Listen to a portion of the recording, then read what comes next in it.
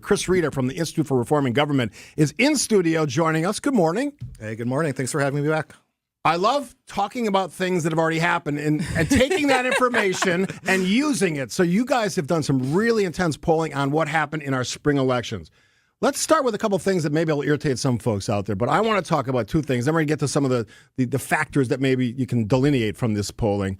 The Musk impact. Did you measure that in your poll, and how did you feel that played into these elections? Yeah, so both Elon and President Trump, clearly lightning rods back on April 1st. Mm-hmm. People were energized on the left to get out and try to stop the Trump agenda, to try to stop Elon Musk and what they thought he was doing with buying an election, or however it was portrayed. Very strongly. I mean, it was 64% had a disfavorable view of Elon, and that's a tough lightning rod. And that's across the board. That's not Democrats. That was the whole poll. I mean, it trended strong, a little stronger with left individuals, Democrats. But when you break down in a race like this, independents, who are extremely vital and important, it was 64%. It's an interesting dynamic because he provided all of the fuel and money for the campaigns, often without the impact of the campaigns. I don't know how you can phrase this as a polling question, but the difference between his involvement by just donating money, which in Wisconsin we're very used to, as far as outside billionaires who do not live here being involved via their dollars, versus his involvement as far as centering himself and him being the headline based on how involved he was in the campaign. Right. And, there were some stories after where the White House was doing polling and they had the race about what it ended up being all along. Why maybe you didn't see the president himself come here during the election. But yeah, I mean, Elon, he was here, he got involved, he clearly put a lot of money into it. The left did as well. But, we actually polled like George Soros on the left. People just don't know who he is. So as much as really deep insiders want to say it was billionaires trying to buy it off. I feel like Musk is more well known than George Soros. I mean, it was still 40, here. I guess putting my not political brain rot hat on, probably, yeah. Yeah, but in an electoral sense, it was still over 40% had no idea what they really thought of George Soros putting money in, but everyone had an opinion of Elon doing the same thing. So the other big sort of look back has been from all the political experts, air quoting that, is the sort of the impact of the Trump no-shows. They showed up in November, didn't show up in April. Now, that's not uncommon. We always see a drop-off. But there was a big turnout. You mentioned the fact that the liberals came out to support the Supreme Court candidate and the superintendent of public instruction. But is that also a big piece of what happened in April? Yeah, I mean, if you look just at the raw data, and if you assume a Harris voter was going to be a Crawford voter and a Trump voter was going to be a Schimmel voter, there were about 78% turnout of the left voters, and it was only about 62.5% of Trump voters.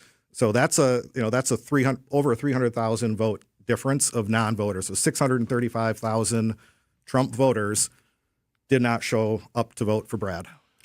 So what does that tell us? Because it's going to be a why. Even if somehow magically Trump runs for a third term, which that's a whole other topic. But he is not. Trump is not on the ballot in next year for the 2026 midterms. Next year for our next 5 Supreme Court races. Yeah. So what does that mean for Republican strategy in this state when Trump is not on the ballot?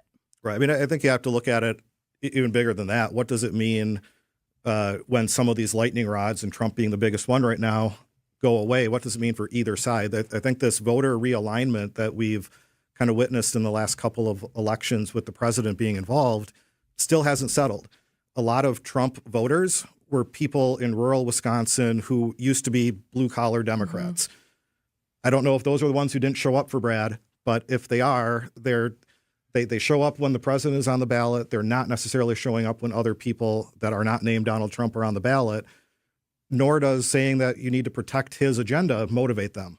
So it's a lot for everyone to figure out on both sides where they go and how do they really strengthen this electoral base for each side. Can it be as simple as Donald Trump just gets people excited about politics in his own, I would say, crazy, unique way, and they want to show up for him, but everything else, it's like, I'm kind of done with politics to the next 4 years rolls. Like you can't replicate it. Yeah, you can't do that again. Right. Well, on the other side, you can replicate the anger and the wanting to get out and stop that agenda. Yeah. So that worked. Saying you need to get out to support the agenda of the president did not work. Let's take a break here. Chris Reeder from IRG, Institute for Reforming Government, joining us in studio on the Point Taken show with Kristen and Steve.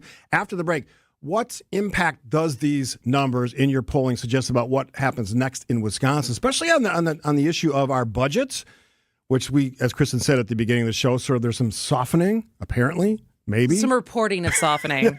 Yeah, that's where we're at now. Reporting of softening. Reporting not real of softening. Not margarine versus hard butter, but softening, apparently. That's a weird analogy. Maybe I'm craving butter after not eating for 2 days. Anyway, we'll pick it up after this on 620 WTMJ.